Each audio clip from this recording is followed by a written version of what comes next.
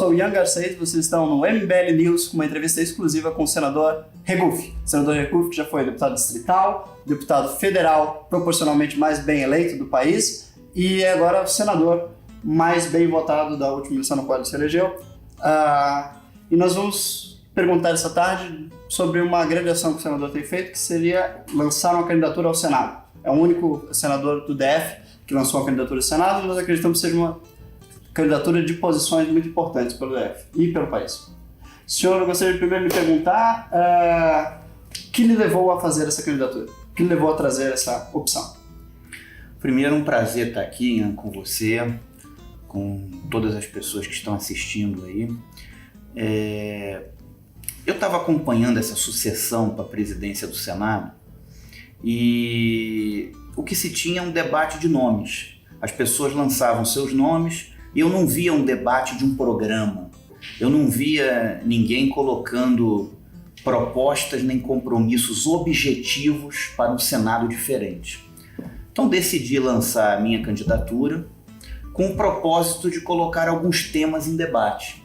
Acho que alguns temas precisam ser debatidos e não podem ficar ao largo dessa campanha, como, por exemplo, o custo do Senado Federal para o contribuinte brasileiro.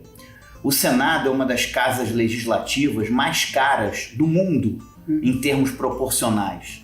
E isso não se muda com palavras, isso se muda com atitudes, com ações, com exemplos, se cortando na carne. Então é isso que eu estou propondo. Apresentei um conjunto de propostas que eu considero que reduziriam o custo do Senado. Todas essas propostas eu adotei no meu gabinete no primeiro dia do meu mandato.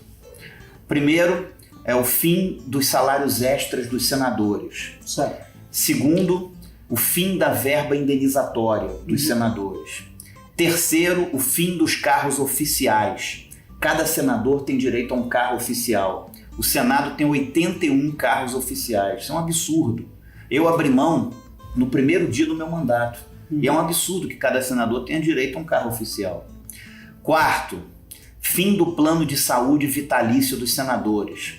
Os senadores têm direito a um plano de saúde vitalício, sem limite de despesa, sem paralelo no mercado privado. Se precisar ir para os Estados Unidos, eles têm, se a mesa autorizar, tem direito.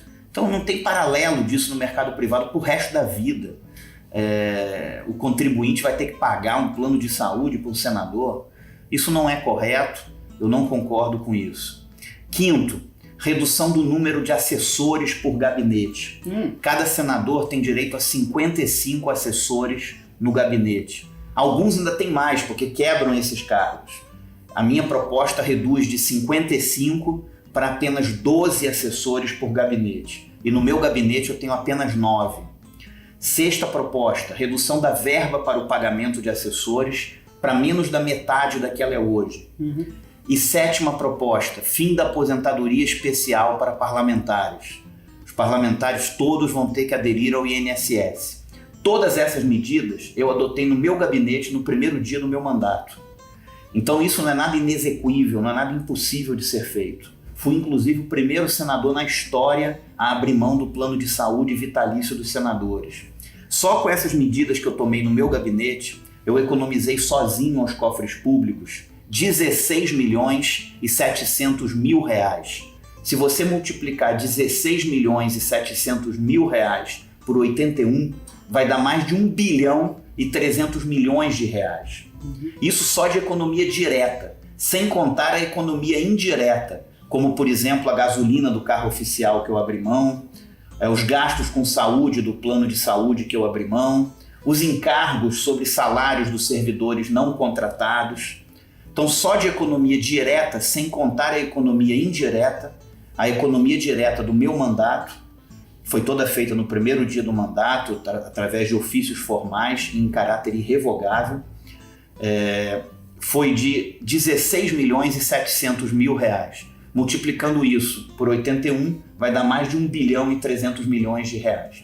O Senado é uma das casas legislativas mais caras do mundo e isso não se muda com palavras, mas com ações e exemplos. E o senhor é um senador já experiente, está nessa nova legislatura na continuidade de um mandato. Eu gostaria de saber como você tem visto o avanço dessas propostas que trazem transparência, redução da máquina pública e agilidade para o serviço público. Como é que você tem visto isso nos últimos 4 anos que você viveu aqui? Acho que nós precisamos de um Estado mais enxuto e mais eficiente. Nós precisamos devolver o Estado para o contribuinte. Por isso que eu defendo que o Senado mude. O Senado precisa mudar. Nós precisamos de um Senado mais transparente e que custe muito menos para o contribuinte do que ele custa hoje. Isso é o que eu defendo. No site do Senado, por exemplo, não tem sequer a informação sobre a frequência dos parlamentares. Que você, no site da Câmara você até consegue ver, no site do Senado não tem. Então, tudo tem que ser transparente. É importante que nós aumentemos a transparência aqui no Senado Federal. Há uma série de itens que precisam ter uma maior transparência. Os contratos do Senado. A minha candidatura se propõe a defender isso. Estou conversando com os senadores novos, estou tentando convencê-los, mas se eu acabar só com o meu voto, pelo menos eu coloquei essas ideias em debate. O que não pode por exemplo, o custo do Senado passar ao largo dessa campanha e ninguém debater. Isso aqui não é um clube, onde as pessoas votam por simpatia, onde a pessoa elege o mais próximo. Não, isso aqui é uma instituição pública custeada com dinheiro do contribuinte brasileiro, do pagador de impostos nesse país. E voltando à sua pergunta, só para concluir, eu acho que, principalmente nos últimos anos, o papel do Ministério Público, o papel das organizações de controle, da própria sociedade civil, isso vem cumprindo um papel que dá maior transparência, que dá maior controle social nas ações do governo, e isso precisa ser incrementado. Assim como eu defendo que a gente incremente os mecanismos de democracia direta. Nós precisamos ter mais democracia direta. E por isso eu assinei no final do ano passado o requerimento pelo voto aberto para a presidência do Senado. Que o MBL fez uma grande campanha a favor. Que fez uma grande campanha. Porque é um absurdo que a pessoa, quando vota como cidadão, como eleitor, ela tem direito de voto secreto, para ela votar sem pressão, para ela votar com a consciência dela. Mas quando a pessoa vota como representante, todos os votos que alguém vota como representante têm que ser abertos, para que o eleitor possa acompanhar e julgar. E se não estiver contente, na próxima eleição, mudar seu voto, não colocar aquela pessoa lá. Perfeito. Senador, o MBL começou nas últimas semanas uma campanha por todo o país contra a candidatura do Renan Calheiros à presidência do Senado. Nós consideramos que seria vexatório para o Brasil, numa fase nova de renovação política, ter uma figura que representa tudo que é velho na política brasileira presidindo o Senado. Seria um bastião do velho, do antigo, do antiquado e do inadequado na política brasileira. Gostaria que você nos desse uma breve leitura de como é que está a situação da disputa para a presidência do Senado e como é que você vê essa disputa entre uma renovação e uma política velha sendo incorporada pelo Renan. Eu estou colocando meu nome. Eu acho que o Senado precisa de ter uma renovação. Conforme eu já falei, nós precisamos de um Senado mais transparente e que custe muito menos para o contribuinte do que ele custa hoje. Mas não só isso. O processo legislativo precisa ser mais ágil. O processo legislativo tem que ser menos burocrático. Eu até aprovei 3 projetos aqui nesses meus primeiros 4 anos. Todos projetos relevantes que agora estão na Câmara.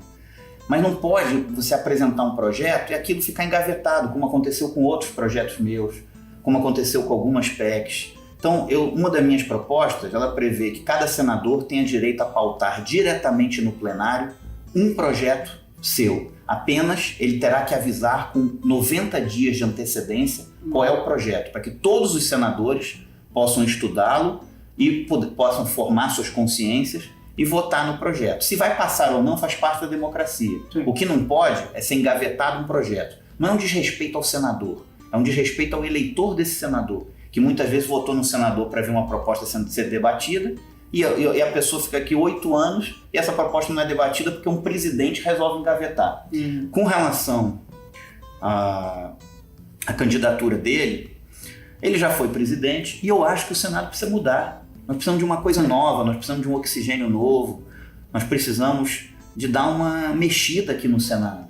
Então, por isso também eu estou apresentando a minha candidatura e espero que os senadores tenham a lucidez e tenham a compreensão de que o Senado precisa algo diferente e precisa ser mais enxuto, mais transparente e cumprir a sua função para a sociedade. O Senado Federal, Ian, ele não deve ser um puxadinho do Poder Executivo, mas ele também não pode ser um instrumento de chantagem e barganha junto a esse poder. Ele tem que cumprir o seu papel de um poder independente, de acordo com o que está descrito na Constituição Federal, colocar todas as propostas para serem votadas e vamos ver o que os senadores decidem. Agora, sem dúvida nenhuma, precisa mudar, precisa de uma coisa nova. Gostaria que fosse eu, estou aí colocando as minhas ideias para o Senado, que eu acho que estaria mais perto do que a população gostaria do seu Senado Federal. Mas se não for eu, que seja alguém novo, que seja alguém que venha para mudar. Muito obrigado, senador Regufe. Obrigado por conceder essa entrevista para o MBL News e nos acompanhe sempre no nosso blog, nas nossas redes do YouTube e faça parte desse movimento de voluntários que está transformando o Brasil. Inscreva-se no nosso canal youtube.com/mblivre. Precisamos da sua ajuda. Acesse mbl.org.br/contribua.